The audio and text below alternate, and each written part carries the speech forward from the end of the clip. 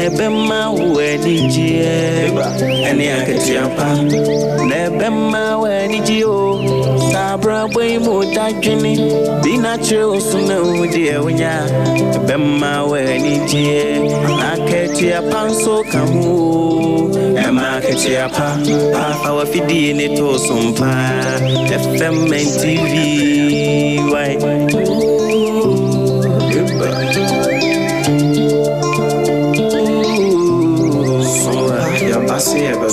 Yasim sompa mani jeni akati apana unu wada sompa de asitne munu ema akati apa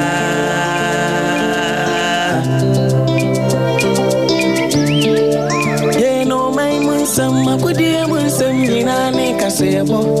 biji samni jasu samina sompa de abama sompa FM Makatiapa, Sompa TV, Emenijie, Sompa TV, Emenijie. Oh, wisdom ni mitie Sompa FM, he Sompa TV.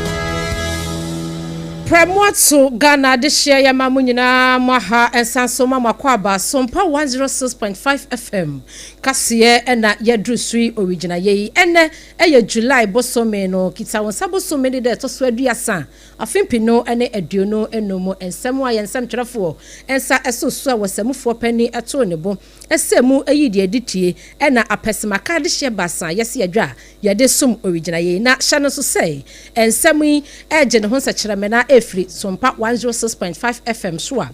Sansu jikum wasante emantemu a eye SOMPA 93.1 Kumasi Aiko FM Kumasi 100.9 Adamfopa Radio ebutu Paris France abrochimemu a wanom aso ensemu etopetie takwa eye SOMPA 101.1 takwa de ye SOMPA 103.3 tachiman eye SOMPA 106.1 sunyane ye SOMPA 98.9 enkuraza ye SOMPA 90.7 enafe doma eye SOMPA 101.3 Makesim eye Kingdom FM 106.1 awomoso efa ensemi udi koda no baby a wo bia baby a FM stations akentra nwam apepian koma no eguo no obeti yenka ewo SOMPA 106.5 FM akraso afei Facebook any YouTube no yadamu live Augusta Dama wo stream ye live ewo hono mo a Facebook no eye SOMPA 106.5 FM akra yesra wo share hono mo a like page no ema yen na share so ema afoforo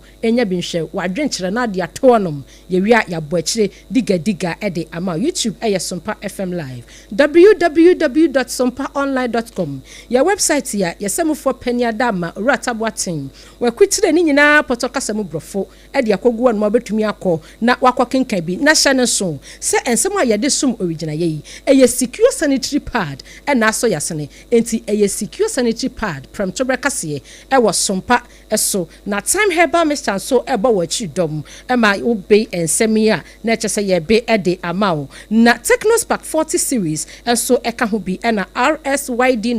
Novigi Studios wanom so aso yasene ayeba be ensem ede amao na ene awiai ensem a yede sum wo no eni animu bi eni Squad bi akwakodi nsenseme ewo Winneba District Court ama wabu nsembi ede egu nitiriso yamane boni Erica 9 wabeba so ne ene no abonseme ho enkomo sanso na rawosam afri obo ase pompo so eba ne se prison officer bi wakoto nsuom wawu ye ni assemblyman no ebedi nkomo yebetu fa akwakopiemo ewa aboabo ewo asante emantamu a maami bi a wono diaja enuoma no wosoa bibie sio ekire nyan Bokun sensem no Ghana Armed Forces for HRS ya kan yiri bi na wanti a ya kan yira ba na aswafo abedi eche nan yi a womo eveti womo meka say emrase bidwafo womo agye womo atum Nakok ejumekuo ne ebo amane se upiemo ewo kasoa ne mpotemu a wonu akokyire nkofo bibi ka ho Asia ya no shop omde ho nsam so wo de akatua bi ho nsam aba betudwahefo na ekọ wonchen. Professor titles HSA Ghana Medical Trust Fund Bill no enmanum ya wose woremo agitumu upiemo ewo ahafo ano south west ya DC ya wo ho wose illegal mining no yetuase na yeberemu ewo NDC fonso akache Deputy General Secretary Swed Kokobobi edema wonum ni nyinata ba bi efa no obete ehonsem awie kase so yekopiemu ojema north ani adwumja adwumeko ye wo wonum ede kokobo akodi amagana fo nyina se usi dan ya eya hweyi abusia ensepi ka yenim ho enena wiei enuanu basan yesi adwa yade somu se sompa pramtubra kase na yade esomu na pesmaka de hia yaje peneni yesi adwa awiei mimidin abena badu adepa kofi enafe Oheneyere mame ekua yeboa esia mabronya abrewatia enafe obaapa nana ya keche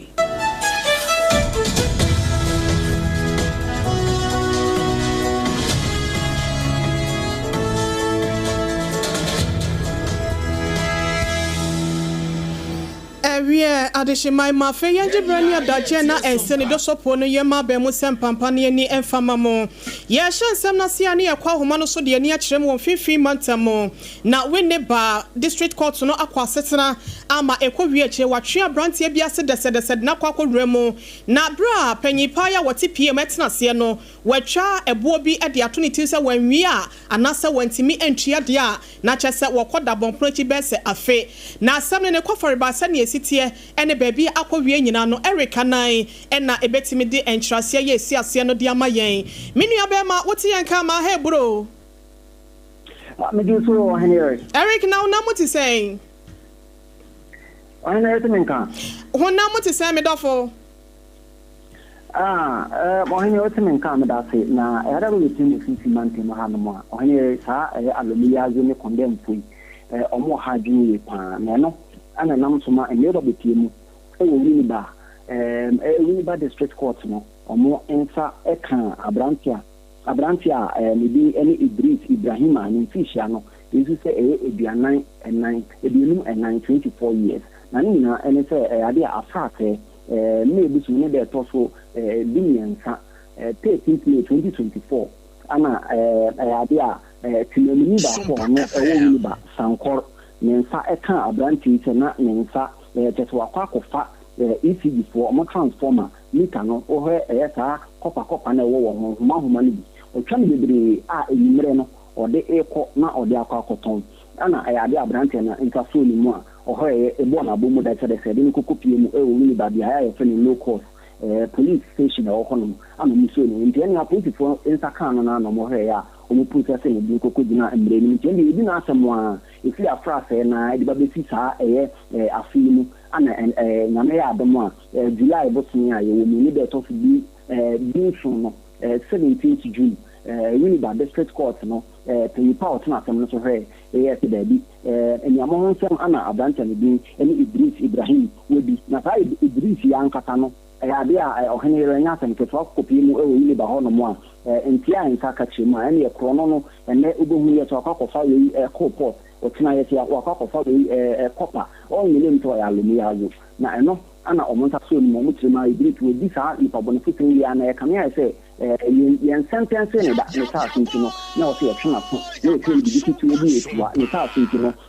ade a court na ahye so Idris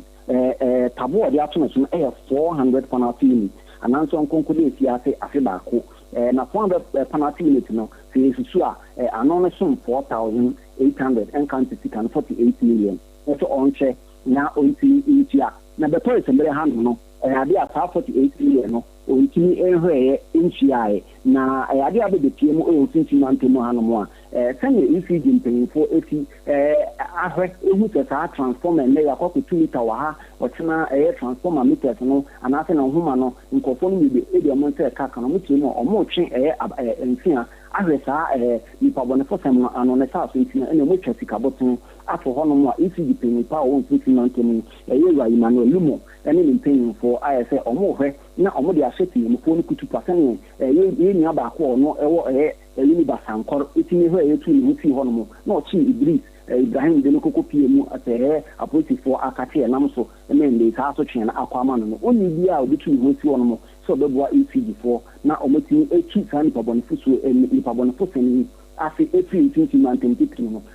sikabotini 10,000 Ghana cedis and country sika 100 million omobehe na omode ama tinamufo a ombeti enya akukudeti ntuo ese dodo a odi san pabonfuso no se meter ye bobo 1 meter ananso se 2 meters na ye kwa akoto na se ECG4 ho makra no ombeti kana nipa bia o ntinti mantemo betu ni huti onomo so beti ya boy ECG4 na omako saa pabonfuso mu saa sika 100 million no ano metu fi on ma on de ko mo na okukopi na ade a Idris ni semi no court trema mpabona fosam na oye no otia omomra 41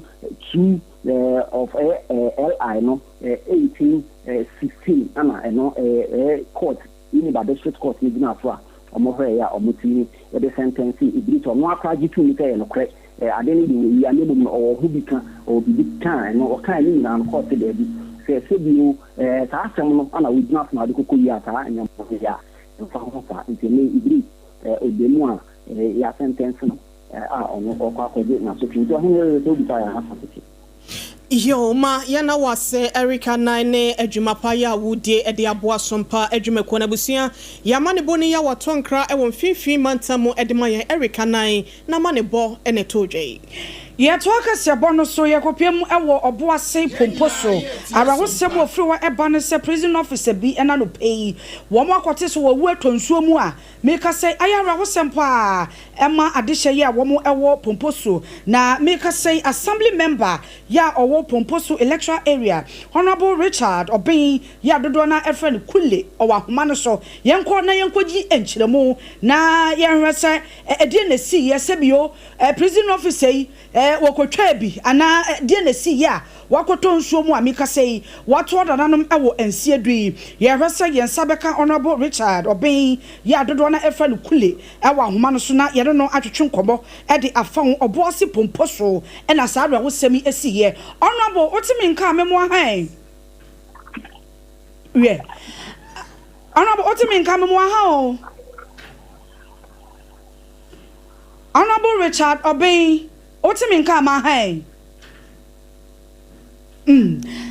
Adishmama ye hwese ye nsabeka Honorable Richard Obin ye adodo na efa no kule wono yo Honorable abaso de Honorable otimi nka memo ha SOMPA FM yo hello aha Honorable dem ma han ma memo akwa babiem hello line munyo Honorable memeti nka otimi nka de hello Honorable me was so otimi nka memo ha o ewe adishmama ye hwese wo mo betoto amfidie no so na fa chese ye ne Honorable etumi akasa na ye busa no saadwa wo sem wo esie ewo oboase pomposo amika sei prison officer bi wanka bi anhemu a wakoto nsuom wato yanom ewo ensie do na ye hwese ye no Honorable bedi nkomo yo Honorable wabaso a memo aka kwabo Honorable Richard Obin Mahai yo Honorable otiminga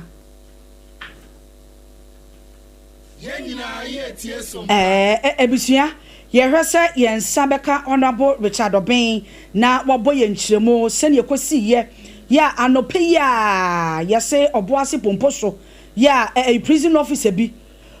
wakotom nsuo mu a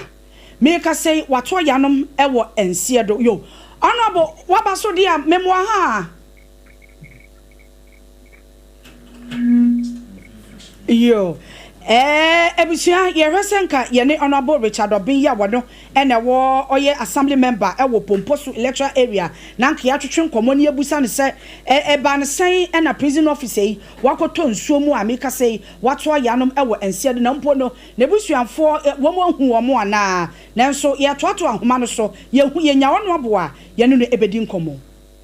Ebusia yetwo so awo ensam foforo mu a arahusam baako enu mu naja yesan so to ansam no so wasanse emantamu na arahusam a enu frimo awo asokore mampon kro sini bedwa ni mu wasanse mantamu empotamu okro baako eno no ede aboabo emu enye dakra maami bia wanya mfinhia no be seduasa na wanum seja enkakra wankwa a wonni nti na wo seja wono so etimi bɔ ne ho so wono akasa so anuama ewo ne tiri so wetimi koton bi afi wo hwe na se ba bia wo fa na di aja anuama enkoyie pe ene yesu obi kodi ni dwa wie kura wotumi no wasoa na aja odi akwakoja ne ade a na obi nim de ekwate baira homam wakwakofa eya electrical cables yi bia eso no awadi twam ewo airport runabout eye Anloga Junction highway no so wo hwe wo Facebook no so a eni enyan papa nyasam ketwa eye SOMPA 106.5 FM akra be hwe wo Facebook no so one mu ya ne se trailer bia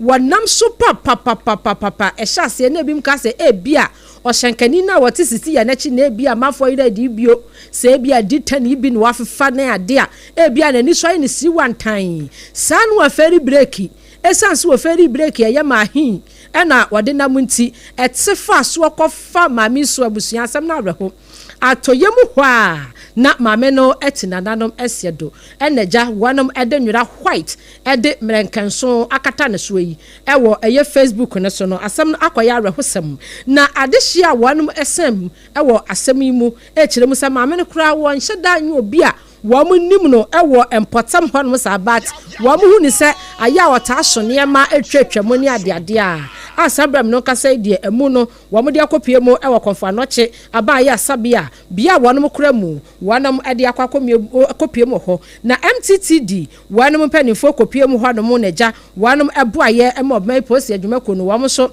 eso mu a wamu kope baabi ede ma mi hye sabram no kasa yi wanum hwehwe abusuan se bia se obusuan ni bi akopie mu asante mantamu aboabo mpatamu asokore mampomensene nim na se wotonton niema ene wosoa no wokoba saa na se bia wo mafie pe na wama na yentientia e wo mpatamu no ahwe ne kira kwa de asie ene enyan Abusia yantoa ensem no so enfama mo sade boko ene ho nsensem tawanta wakwaye te se sumuna so eja no akwakwaye wo haw ni atete de aba besoe oman de hye nyina so ni titiriu ene akandifo mapaya wonom edi omaye nim na nsanyada ene yete se wote krare nwoma so otumfo se to ababi onyam kese age asem no wabra ban yi ye rajon drama ne mahama edi oman nanim no wode ama ne se wonhwem prosumdwe se be ye hofo no so no obenya wontie didimu na ntokwa menteme ho ase kunkum ni pra hodo ya de egu adehia wo ne so no 20 mintwa na ya ka bia nhyem na nsen ada aboabo anasa asanwa sempotem ho e na yete se kusase hene ya wono wo no wo mo akwakobo ni toni pabonfo bi ama ono ankasa ne yonko bramo ya wone no nakra nanso eni danu bi e ya de a wonom akaka ne echi etuo ama ye kase ono so ati nananom wonse do ne nyina no amanfo bi esusu se eye bokonta wantawa no ehu twaka bi enam so nti nipa benu we say watwa yanom ewo ense do enam sayo so amache se de esisi wo ho no eni akwakoye nyanti boko eni secondary school ye wo ho nkwada ena legu enkwada ye wo ho ye buo muto wo campus wo ne ade no ama ye rajon drama ni mahama mampanyin ababonte wono eni commander in chief ewo Ghana Armed Forces nim wahye asrafo dom ne se nimu animu ya no ye kan yiri na sa wanti a ye kan yira bayiraba ena potoka se meka ye beka se if persuasion fails force must be applied etinansen da wahye se curfew ohye na ya wode atoboko ene ne mpotamfo bi so se wonhwe na no mienu awia wo mpew wudwumadie bi a wudie bi afa kwa awia na kwhye wo dem anase wo fie no wa ni so no wo so oba behwe na wa mamra no aye adwuma se be ya Ghana ha se nom yenkasa boko de hye nko an ye nyina da ye betimi enya asomdwe enu ntina de hye ye wo boko binduli na ligu ena fezebila saa OHENEYERE wo mu de ato wonom so na asrafo no e kire se enye gidigidi no mo pe na emom se be ya Ghana ha se no yasom badwen na edin bone ya yenya e wo yasom dwen so ho no ne nyina yensa betimi akente no e na wonom ye wenti wo be koto asre wokura wonsem akura na agechede se adehia ya wonom so wo sampotam wo no wo mu nhwe no wo mu nimra so anya sa de anya obi ne kumantwi bo siako e na pe na wie wo nti no wode niti akwakoje akyerema anya sa no mo pe no na so ba bi edu ne de edru adwa fampie to brem nti wo so wode wonansi from na wo pre asomdwe ni komu ye ema boko ni titiru ema ebika o my Ghana mu hasani nyina wei ene ensam kakra ye free boko ene ne mpotemo eba na enche bia na Ghana mampeni John Dramani Mahama ebo nipa nan bidin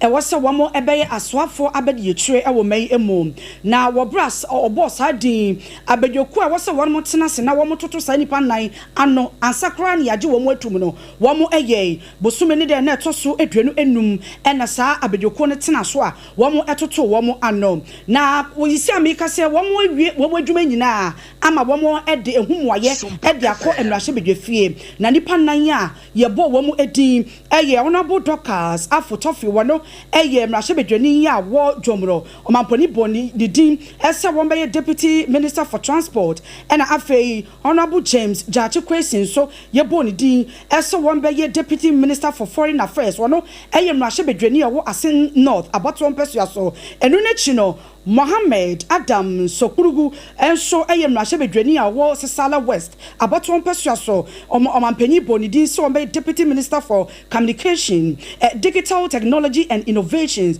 wono so ye boni din and afa Dr. Grace Ayenso Dankwa enso ye mrahye bedwani ye wo Iskandar Kente wono so ye boni din enso be deputy minister for health sanipa enan na meka sei won watoto won no a ama ye de humwaye akopiem wo Ghana ye mrahye ebedwefie chairman Bernard Ahiavo wono energy sane mani nyina eto ni semu a wode ko dedi awo Ghana ye mrahye bedwefie wo che se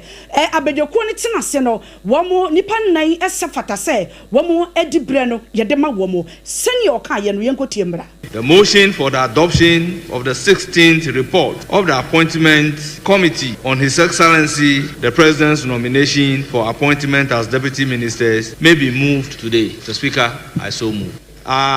Ms. Dorcas Tofe, MP, Mr. James Jachi Kwesin, MP Deputy Suparu, MP Deputy Minister Grace Ayensu Dankwa, MP. Right Honorable Speaker, the committee did a thorough work. Several questions were posed to them. Right Honorable Speaker, I will urge the Hansa Department to capture the entire report as having been read, as I indicate the conclusion and the recommendations to the House. Right Honorable Speaker. Ebushia eni ayekoti ye chairman Bernard Ahiavo wono ene kasei.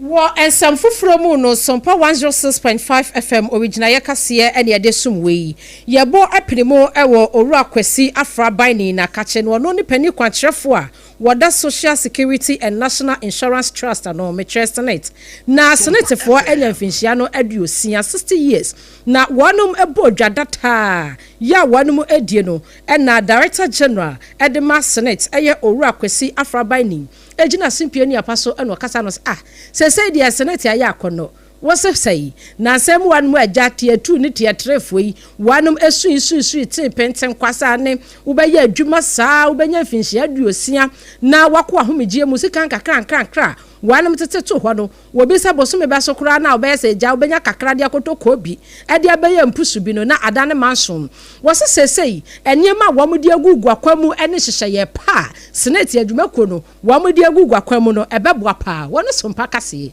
edi komosei.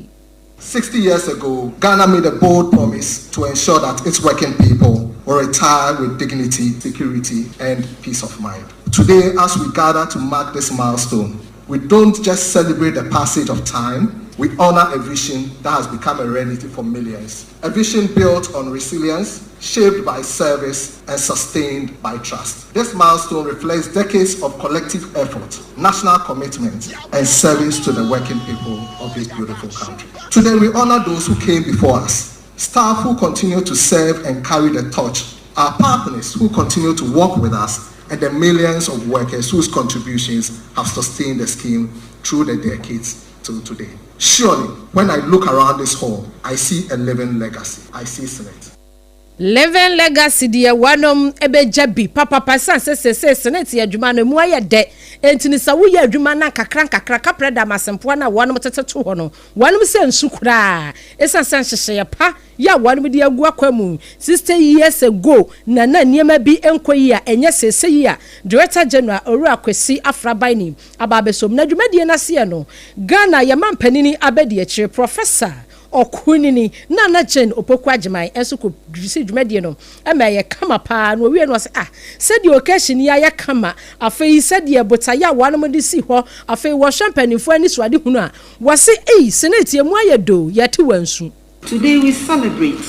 60 years since the establishment of formal social security in Ghana. An important decision was made to protect the dignity of workers and their families by laying the foundation of a solid social protection system. When the Social Security Act was promulgated, our economy was budding, our industries were few, and our formal workforce still emergent. Yet, our founders understood that the essence of nationhood lies in our ability to protect our people. Our work, demographics, and economic structures have evolved significantly since then. We have witnessed the migration from a fund to a pension scheme and eventually to the 3-tier pension. These reforms reflect a dynamic of our working population. We celebrate the longevity of Social Security and the impact the scheme has had on countless retirees. Ghana mampanini abedi akire Professor Nana Jane Opoku Achemai wano so kopiemo ewa Senate wano mu finhia aduosi a wanum edie eno de asem dede yi etu echa na odwumayeni anase pani bia ese efata na ketua sede atwerɛsɛm no akane ne toda bia sede be ya adwumamfo ewo omai Ghana mu asenum no ebinum ensa beka wonum akatua no ya na akwakoye boache bidini titru ene aban adwumako ahodo no na se wode wani kyeremu ewo ayasa bia na sempomde ho nsɛm ho a ene nursefo ne midwife fo na nsɛm ho motie wo ho ede gu monten so kyerɛ sɛ aban no wode wonka eno nti wonhwɛ na wonpɛ baabi emfa wontiri emfa sɛbɛ ya akwatua ho nsɛm no ni nyina enso betimi akoye de ama wonum mabra okote wo ho gu sa no empanyimfo eso wonum mu ene sɛ ye kasa ya no pharmacist house officers bese ahasa aduonu baako 321 eyade a wonsa aka wonum akatua na ni nyina da efriaso ye no ehwempomden ho so ya yeru akwabna menta akando etua wano no ena wode aba betu dwa sɛ ni nyina no kyerɛ aban na ho fama ene ne nketesie ya wasi sɛ emfa ho ne wo ha mane ene de ombedwa mu anasa ahodwan a wobeto ye nyina no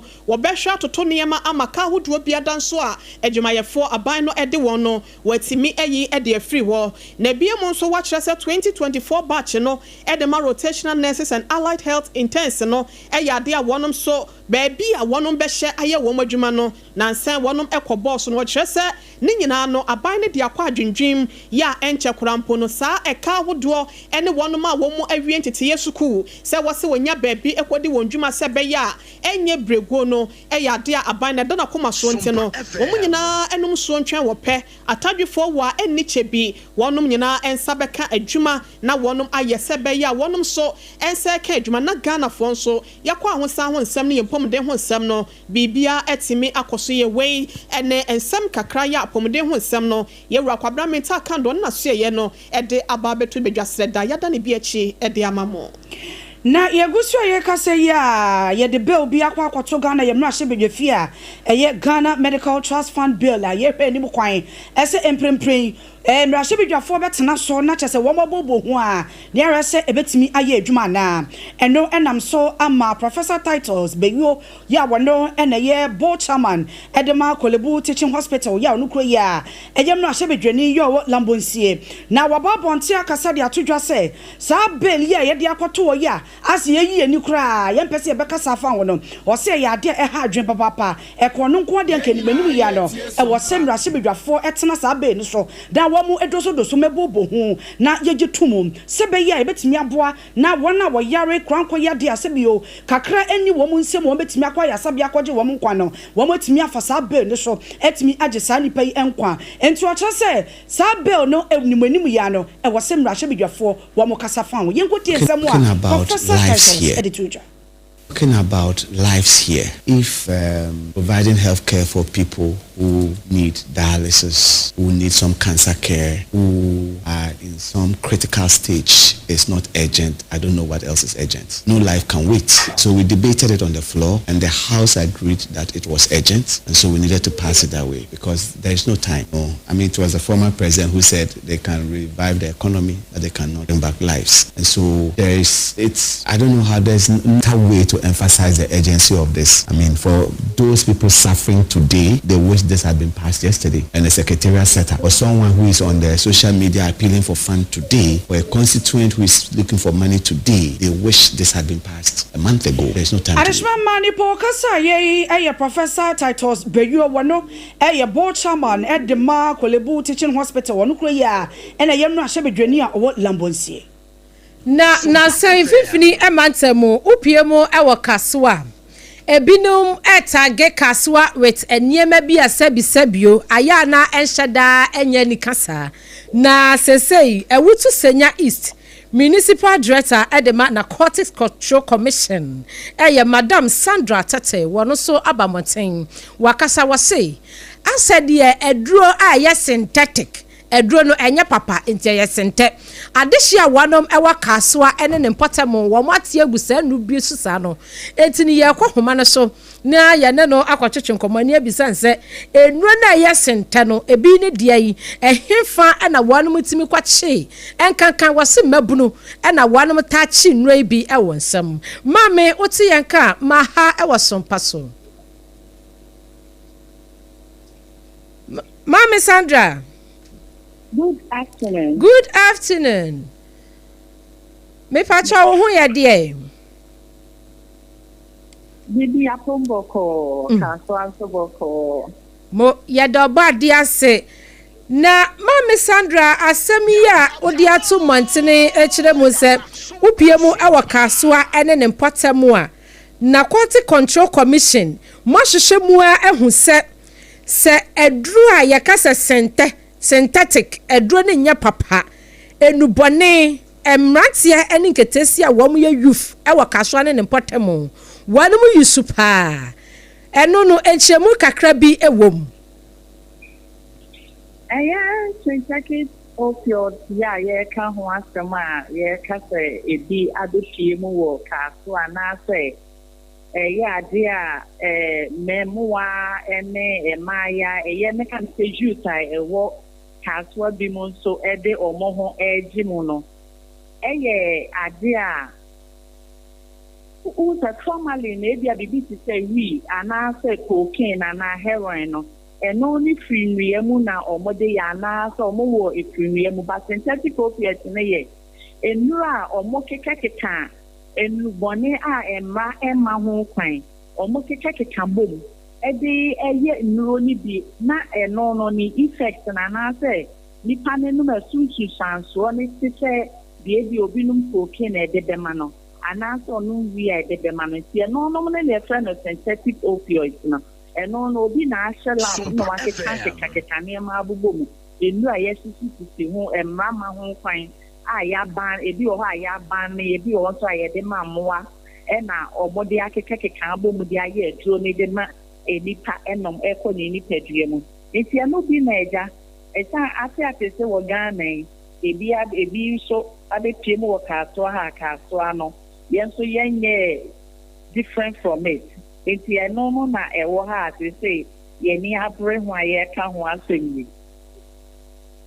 Mame Sandra mo yada se na yensha emrantie ya ye ka ho asem se enro no wo mankasa etimi frafra bi se de wachire ye mu yi na sebio wo mo fa edezi wo mo ani so ayesi wantan wo mo light po a wo mo sa ye dra line no wo mo kotofa ase saa no eno no mrantie matumi achire bi ekwa ben so ana mo fa so mo hu se emabunu ni titiriu ana kaso ne potamu o mo deal with synthetic drugs.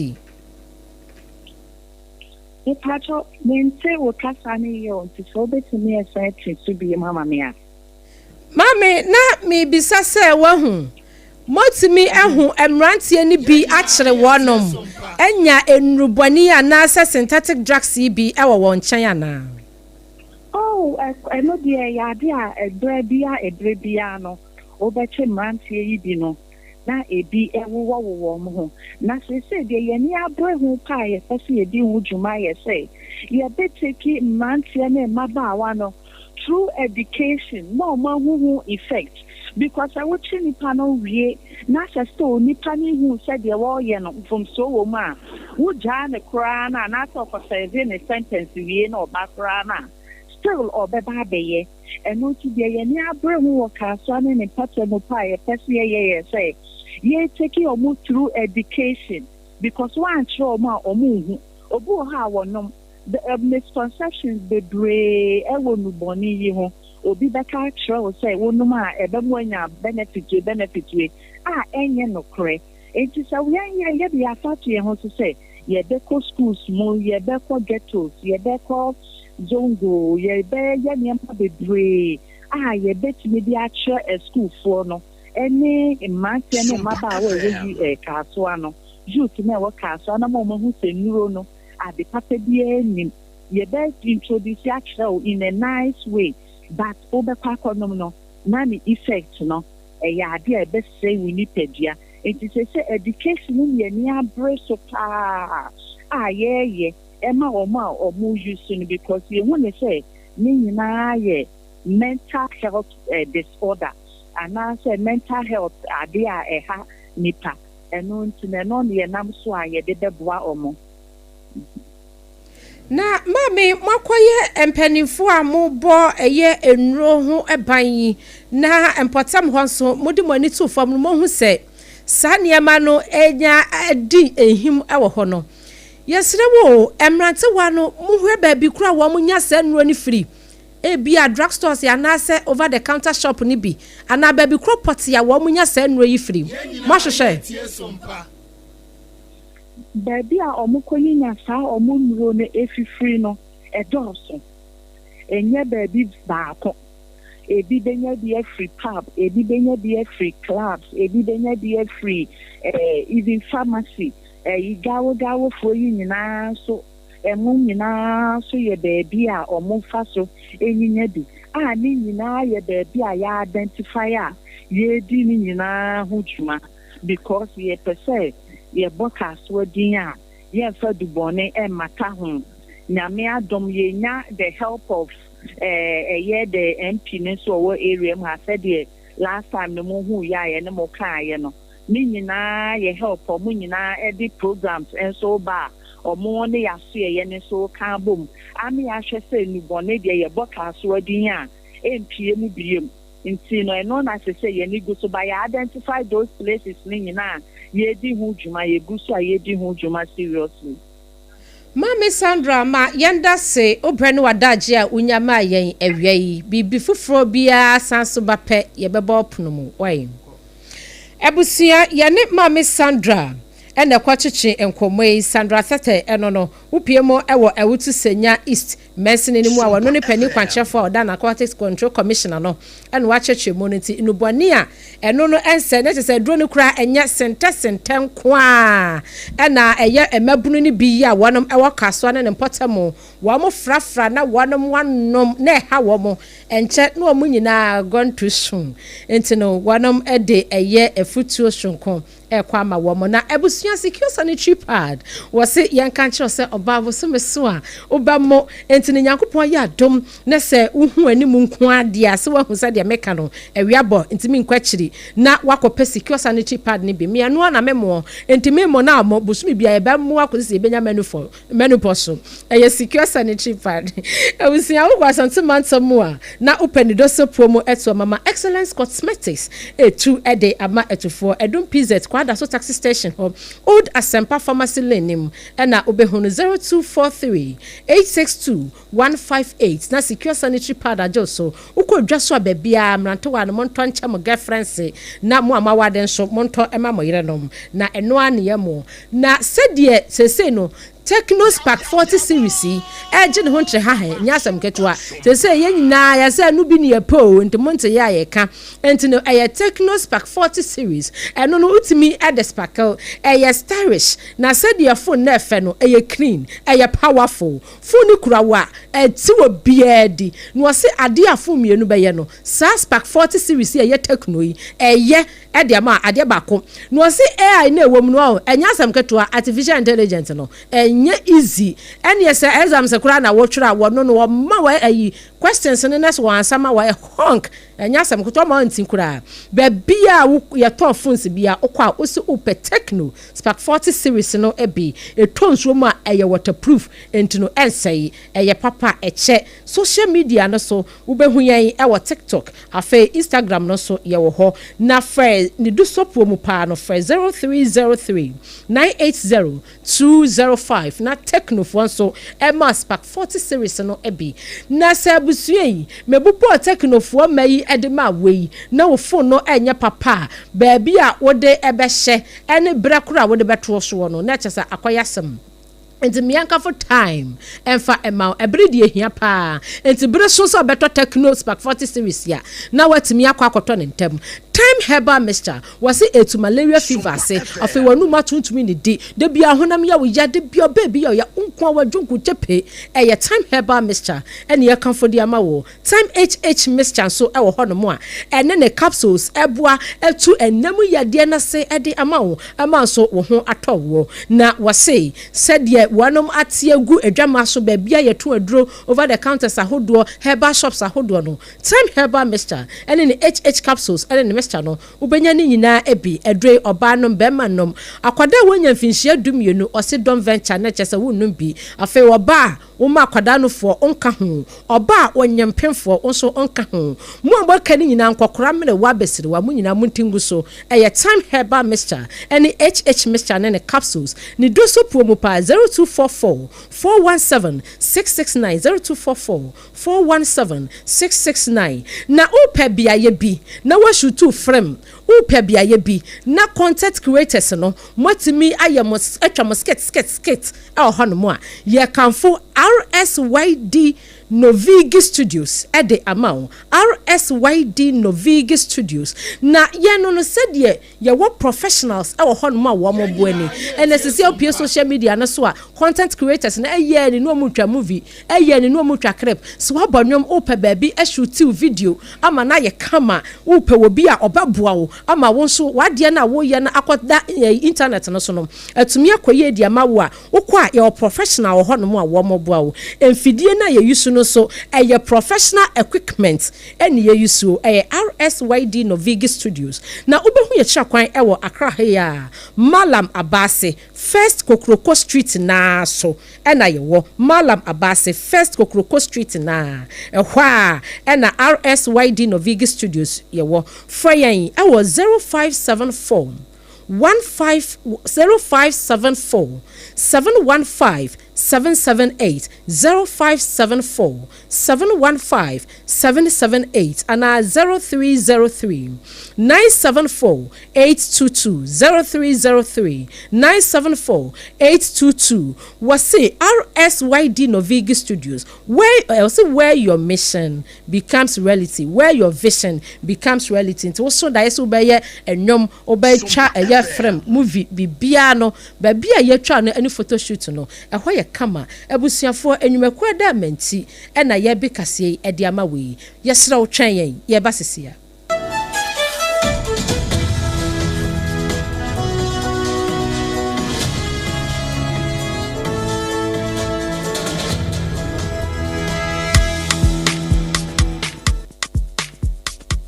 Kweku,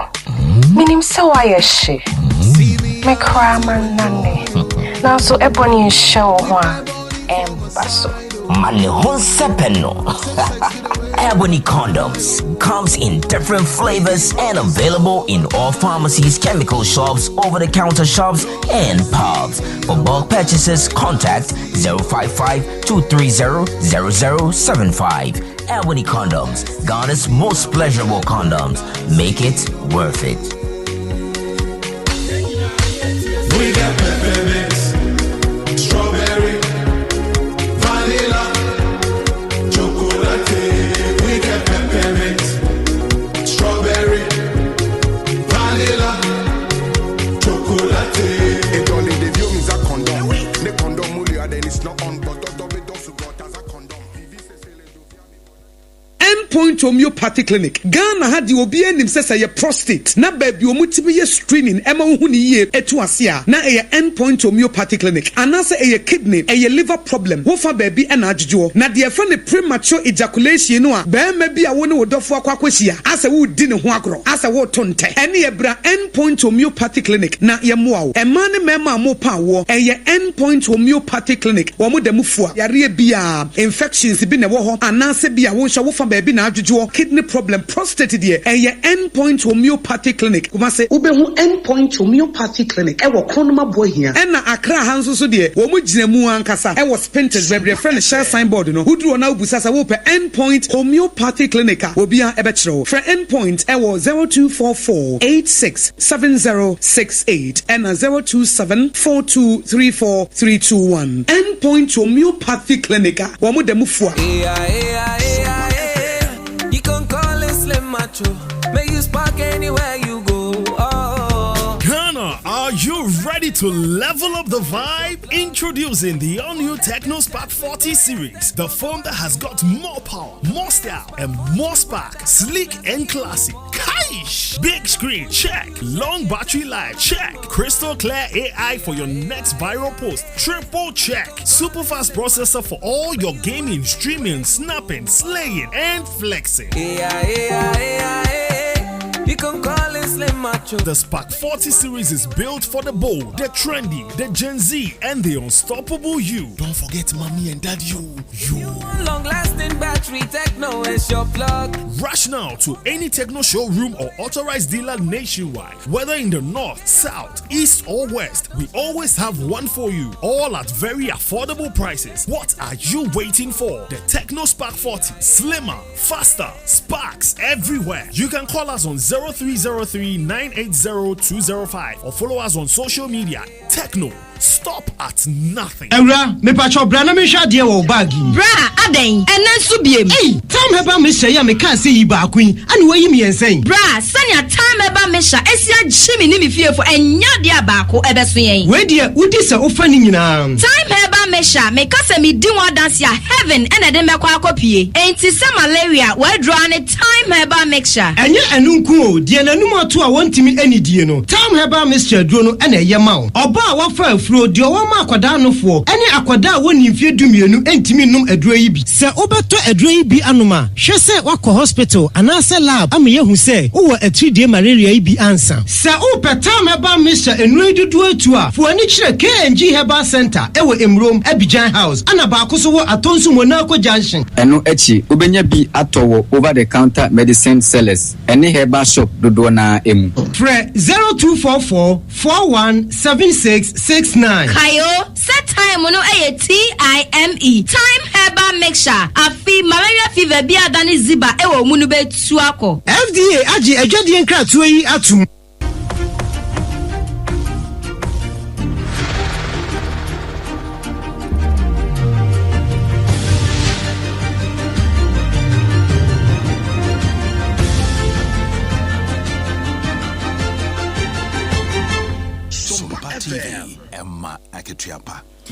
Emma Akatia Pampa Busia Sompa 106.5 FM Accra and na area prem to breakfast no ye be de ba mo a etwafa sompa mfidi ahodo so e wo man introdo ene ne ntrada so yentoa ensem no so na ye fa ye ni enchiremu e wo kane managing director ya wo no ankasa no osaye kofare by e de capital bank ne ye kasa no abandada no abreso ka edibutu ye no na eyade ye ram ato forcing anase ato esien eyade a ye kasa no wachirese Bank of Ghana eboa no eso na sene wabra na wodi ne dwuma se panyipa e wo ne bank no 90 million Ghana cedis e na wode ekoso na sene so obehwe na watimi apeja emu amabi nso aka o my Ghana de hye na so ye kasa no watimi amasika ni nyina da se etufa asoro se fa mframamo se fa asase asio ye hu ebesi na enu nti no causing financial loss to the state no eyade a wonom edibi upon 2023 October e na asemi etimi ehya ase boboba ya na ye kasai wo hye se won fa no kwoto afiase be se mfinhia ni dunum 15 years na no e na asem no panyimfo atabri esa ede akọ appeal court se wonom ekwa akohwe asere so sanse panyin no se wo hwe ni mpom de ho nsem no a enhye da ensisu senti no so mo hwe e de mfinhia dunum part 23 so de a wan hwe ya wantimi ntwamo be se mfie mienu mpo e na watin yanom e wo ensie do no nti no ye kasa ya no e ye ade a Commonwealth Enterprise and Investment Council and board member Edema Commonwealth Human Rights Officer for Africa ye Dr. John Apia e na no atomo bi etrese wo mu ekoye no ye twa 10 million Ghana cedis e de atunitiri so se wo mu hwe na wo mu metua se be ye no e be ye bail fee se be ye bibia so betimi akoye na mom onjai no omo ma ne bail na two charities nso etimi atato se be ya hwehwemu betimi akosoa na aduomu se be ya wo nso ebe hu ba bi asam no pamasi bre no wo betimi adesi baby pa wei ene ensam kakra ye William atoesien ne ho sesam no efri mo eba na fe yefia ni enchiremu ewo akwatia by election ya wodonfo no edodom ye no a enche kura eba be hyehyɛ so no so na enumu ena deputy general secretary edema NDC chinebatan amanyoko no yewra Mustafa Bande enso de kokobonsem ede to ama adehye ya wonom so mpatam woni Ghana fo ahodo ni titru amanyofo mu a wonom ewo MPP mu se ehunu owenu wonhu ni mprenu so de owaka no so esoro sonsono nte no niema ahodo ye ekoso abrekuma nofo na nsen ade ade ani hu ye no na enye asempapa no nte no wande kokobo woto ama wonom okwa kokoto no wasomdwem wo abeye sa wode basabasa ye bia bekọ no wase wode kokromoti akwa yiase a ye de sotro ene ja kwentemra sade ebetimi aye adwuma no wode wonsem atudwase Team Fojo is threatening say if nothing happens to the people that have been there caused violence in Ablekumanov, there will be violence in Akotia. So but let me tell them, say, we will go to Akotia peacefully. But there were them who have done money laundering, visa racketeering, corruption, will get the police to arrest you. A lot of MPP appointees who have defrauded people and they are being shot.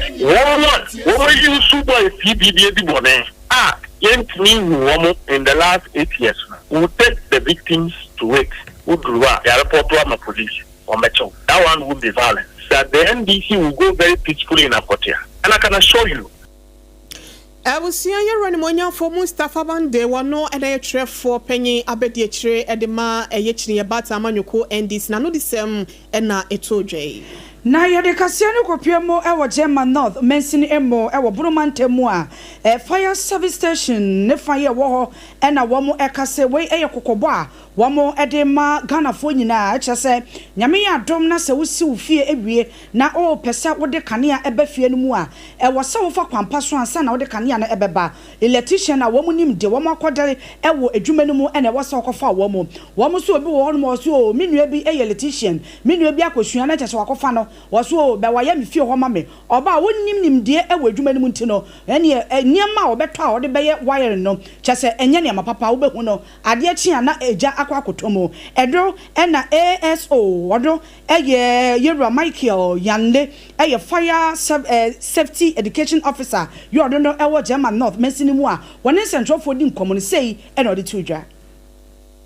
It should be 2 ways. Alternative, offer help and formula, over copy. Offer that side no over happy. Because when I to prevent stampede, over to me as I Timika said, dime beer averagely. Dime is Nipa Weso Munti, Nipa Triana Phone, so Munti dime back home. By ultima coffee, Pununa a year by 2 feet and 3 feet. Then Nipa bear 6, 7 or Martin dime back. Jetuma, no meaning for the media P. So a best Usifie, a compound house, self contained. As on your Puma, and I'm yes, 2 or more, as on critic. And I feel, as it will be, but most of the times in a year, your windows say, yeah,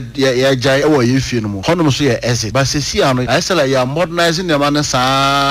now call and trap your home. We go over who fear or Musia, no more that dear at the abobo windows, say, Cronfonti, Cronfomba, and Beviano. So, best rate you for, say, you know, my modern. Arishman Mani Pokasa ASO Yera Michael Yanli Wano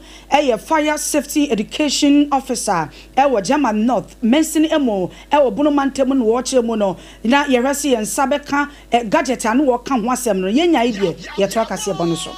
Na ebusia sedi ebeya ya nyina no yanso ye ho ebetumi ato yan ewo ya ne ankasa yasa aseso na ebinom efa sebu akwanso etu efoma gudi akwambone so a esensuo sensase enei sesei no ama ensuo ne kura no wonum a na wosuru nyina egugem upiemu ewo ahafo no South West Coast ni bedwanim ewo Asante Mantamu a disi ya wo ho eyo nyafo Abubakar Sadiq na nanom a wanom ewo betiako ekosra no na wanom ensem die mu no ena wadi tu dwa sei wanu ba wabayi a wabeye kurosini bedwa no ekrachi wantena ho anya hyehan esansen pani se utena fie ema mofra ere na kan yebu na kanwefo a woka ho bi entin wanu ye DCE wobehwe sei wanom aya District Security Council no ewon potampo no wo ne nanom beka wo ho bom na efoma gudi a ebinum sebio wo mu tulu kwan bone so ese wo meya japade no wo matimi atu ne so sa sei ene ononyafo Abubakar Sadiq ensem sa relations abeso mo here dance nipa na woka dance mo kano nipa e ka ho no mo yes ade but all this thing mo transform there mo ebe say ni nipa di action na be take you ebe she mo kina because sabe o mo ye wo no ebe wo ya ma ba kwa ma kwa ya ka se ma be this but e ko kwa fa so a ebe ele so tinsa mo no mo ye no sebe mfu amoye nsi onum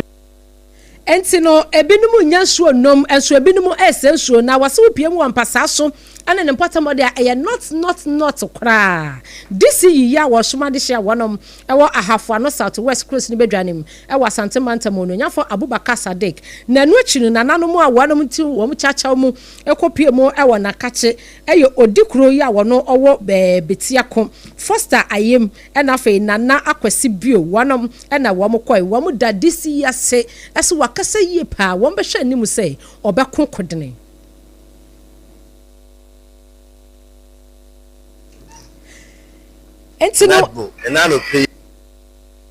Entino abusuya na kaya hwehwe nana akwasi sedie wode DCE wanomo enkomo twetwemu ekoye na womo eda nase ese bra wanomo eba ye nenso watumi ede nani suade hunu so wabeye kurosini bedwa krache ewo ahafo no South West kurosini bedwa nem na obeku etie garamse a wanyi nanano mu afiri mu no wo mo da nase papa isanse nanano mu nansase ne yo mo dia wi wo mo firim na se obeku a ahwe ya obeku a na chesa bezi wachi enti no wo involve nanano mo dia na chesa wo betumi akọ wanim akwa awe awiye panso ebusuya yede kase ne kwakopie mu ewo obi emanso na wo obi emansumu US ena empanimfo a wonom ewo United States of America New York wonom ebo amanye yi womo sesese no sedie ehyew heat eku adehye ewo mpotamo no womo sehyew na bo enya samketu sedie sese ne dia sedie adi adane yi womo awona bagana ena Ghana show na koho na empanimfo abo amane a womo chemse upiemu ewo eye America womo si Mid East afa South East and North East sa ayimiensan ya yabobodin wo mo se hode agyae ehyew ni ginamu die mu odene asese wo hwemu anipa besa 168 million a wo mo nyina ya America fo na wo mo ewo ahohiahia mu enam ehyew ya eku wo mo yi na New York wo mo governor Kati Hochul na wabo amani a wachire mu sei wo mo ebo wo mo homodini biase wo mo efri New York ho afi empotemu bi a wo hwa asabio ehyew no anu eden pa no na watumi ahyedem entini wo mo bo amani ese nkebe ya ene empie kura wo de hyew dem se bia wo benya air condition bi no waso asi usuo se fa bi na wo beso asi usuo se ne wo bebu nsuo na agu ankorem na ne wa ye swimming pool ewa odem abre ne bra no watumi adem na ankoma ehyew ya anu adin ama wantumi ankofiri atasefo asase so na ebra eye empanimfo a wonom eye atwenrenchemu aboafo a wonom ehye sa ehye hu sensem ewo America ene ne mpotamo ebo amanya bio no enom si enura kra enura benadai anopa no enipa bebre na no omrahye wo mo kopie mu ewa ya sabia mo mkwaja yahwe ni nyina efa hiti ehyewi a eku adehye yi eho nemom wonom ka kira adehye nyina se sese ni de eye help me I help you wo bua me na me so me bua wo se de be ya ehyew no anu adene no emma unua bi emma ne petebribri enkopie mu wanse adunti wo se unua bi ewa ahokire mu a na waboa no a sompa kase abeto ya prono so a ya dane ekire ede ama wo ebusua ye na yesu ai na pramto bra kase ye de so mu fri sompa 106.5 FM kasa fidie so no yemuni ko mu sen epen safei ene waso wa fidie a ensem a ye didi wontua no ebi eni Yeko Yamani Boni Erica Nanche wo fifi mantam sene Winneba District Court wahye abrantie bi se ometue sika bi anyesa de afi baako wode no ekwa akwokyere da bonpono achi no sanso ne beto odwase kopemu wo oboase pomposu a prison officer bi wakoto nsuo mu a wato ya no nsie do na wakaswan so na Quality Control Commission for abamane say woma omuyisu enura ya synthetic nti education ebekoso na Ghana Armed Forces se bokon sensem no se de wonum eba be mia emranim amakomu ye ene asundwe etimi atodwa na emra shebedwe fie so womo age deputy minister se nanye a ye veti womo no yaje womo atum Abusua na nsam no doso ani yede somo se sompa 106.5 original ye kase yi efa sompa 106.5 FM eje ne ho sekyeremena e wasante mantamu a na ye sompa 93.1 Kumase Ayiko FM 100.9 Adamfopa Radio butu Paris France Abrichimemo osonsemi mu atopeten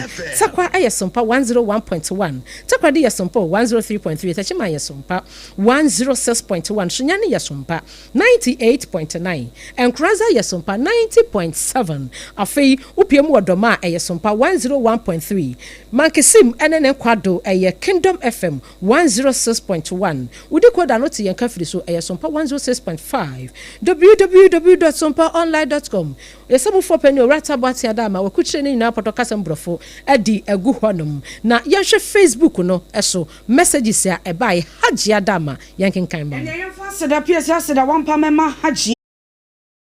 Wilberforce and Walker say was it prison officer radin for cra ensie yi ono so de no Richard Tete enso na ka say Richard yo so opa oba o sompa for ma wo so opa bia wade obi a se bi o ne ho da wo so wo pe no so no na nakua mo aboaten Ablekuma Central enso na e ka say was happy birthday sonko cra en confirm ni nua osaye na damfo owura Raphael yo David was it or your municipal assembly internal auditor was it radin shop papa sanso ena nana kemensa makan wodie no was wo hwe papa ye boy dwuma sompa news team ena fei ko mensa pilatu enso ena ekase ye mabaumia second chance na oboboy dwuma pa e de abo oman owie no was ye fa manyo cement nchen yi wasanse se ne ye kunipa ewo oman emu no was ejinsem owie ye no was ene ye odin chiakase kwa mahaji asafia Mohammed ye ono enche bia obeye National Women Organizer and afi adwen kase John Boedun so MPP National Chairman no se enchi akase en confirm wo mo baba Mahama oboaso nsu na ekase wose yi amanyosem every boko entukoyi a ekoso yi eno nso eno no komensa wode no yakan na we anso ye Rahim Rankin wose Ghana amanyoko ebetena benwa so na bi na owo position no na owo na sesa wo se yenya asade no enya ade ebetimi aboa piaga so se mahama ye adwuma ai wo se oye adwuma pa na mame mfanchi akase emfama ora Eugene Kofi Amankwa wo ye CEO ye ono na ye Jujimat travel and tour wo Boase East ewie ye chia papa Abusia asedane bio enkoma secure sanitary pad say oso yasene afei time heba Mr.